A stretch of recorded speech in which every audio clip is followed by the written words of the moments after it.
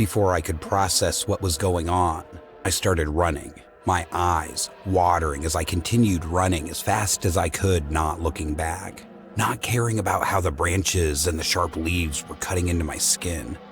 All I knew was that I was next. I knew whoever it was after me. "Brian," my friend Jeff yelled, waving his hand in my face. "Huh?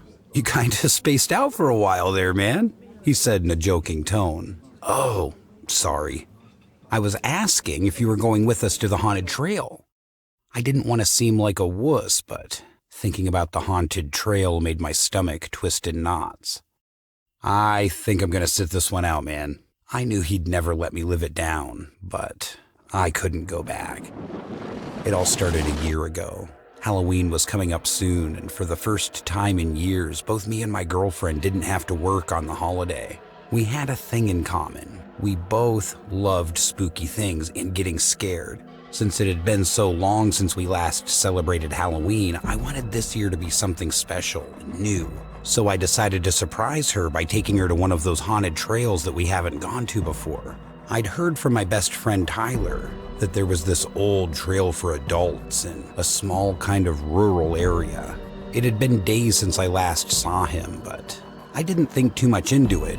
He was probably busy. He told me that not many people went there nowadays, so we could enjoy it to the fullest without having to worry about other people showing up.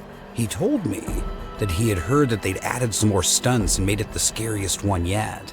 He wanted to try it out for himself, but he had to work on that day and suggested the place to me. Of course, I was interested, and it seemed like a great place to visit for a surprise. I planned not to tell my girlfriend Marie about it until we were actually there, and that is exactly what I did. It was a small town, nothing much. It seemed like a regular old town decorated with Halloween decorations. Marie was as excited as I was. It didn't seem to bother her at all that we had just traveled for hours before reaching our destination. We spent the rest of the day looking for a place to stay and then settled in.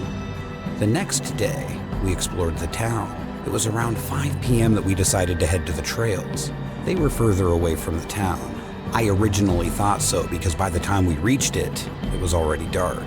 We could see light coming from the forest, and we started making our way towards them. Soon enough, we found ourselves at the entrance being greeted by one of the workers. All of the workers were wearing uniforms along with creepy face masks, completely hiding their faces and identity.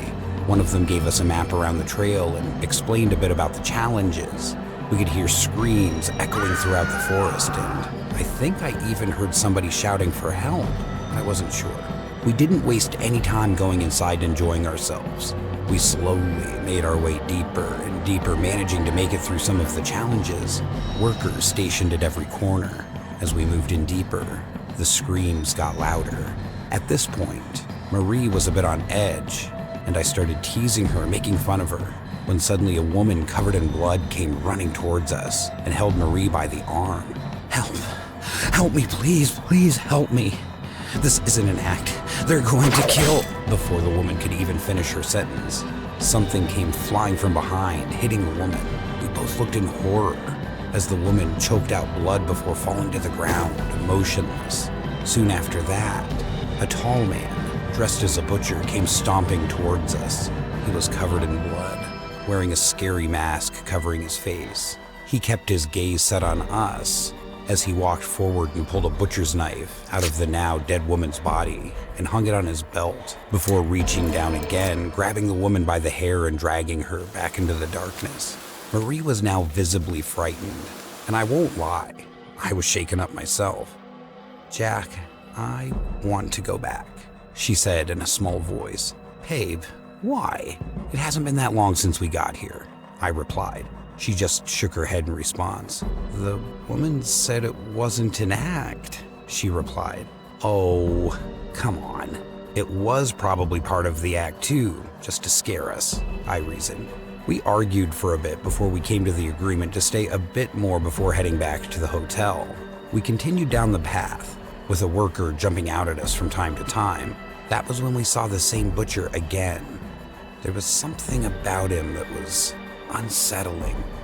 I could feel Marie's grip tightening around my arm. "Let's get out of here," I whispered, before we hurriedly started walking away. Before we could walk far, something came flying towards us, barely missing us before puncturing into a tree trunk in front of us. It was the butcher's knife. Look here, man. We're done for the night. We're just heading back home. But thanks for the scare.